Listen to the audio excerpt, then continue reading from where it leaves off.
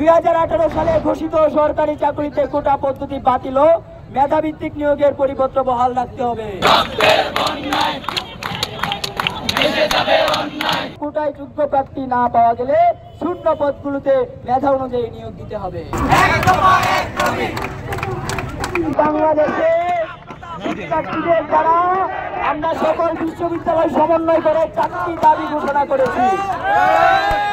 আমাদের 4টি দাবি হলো: 1, 2018 সালে ঘোষিত সরকারি চাকরিতে কোটা পদ্ধতি বাতিল ও মেধাভিত্তিক নিয়োগের পরিপত্র বহাল রাখতে হবে।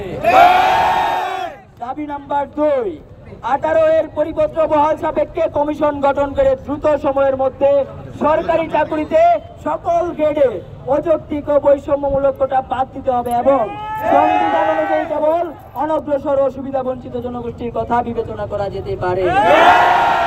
দাবি নাম্বার 3, সরকারি চাকরির নিয়োগ পরীক্ষায় কোটা সুবিধা একাধিকবার ব্যবহার করা যাবে না এবং কোটায় যোগ্য প্রার্থী না পাওয়া গেলে শূন্য পদগুলোতে মেধা অনুযায়ী নিয়োগ দিতে হবে।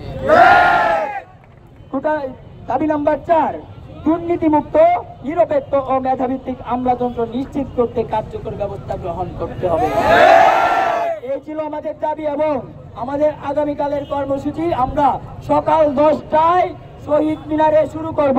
আপনারা যারা এখানে এসেছেন আপনারা আপনাদের বন্ধুদেরকে জানিয়ে দিবেন আমাদের দাবি সম্পর্কে। আমাদের চট্টগ্রাম বিশ্ববিদ্যালয়ে 27,000 শিক্ষার্থী আছে, আপনার বন্ধুকে আপনি জানিয়ে দেবেন এবং আমাদের কোটা পুনঃপ্রত্যাহার চাই চট্টগ্রাম বিশ্ববিদ্যালয়ের একটা গ্রুপ আছে, সেখানে আমরা আপডেট জানিয়ে দিব।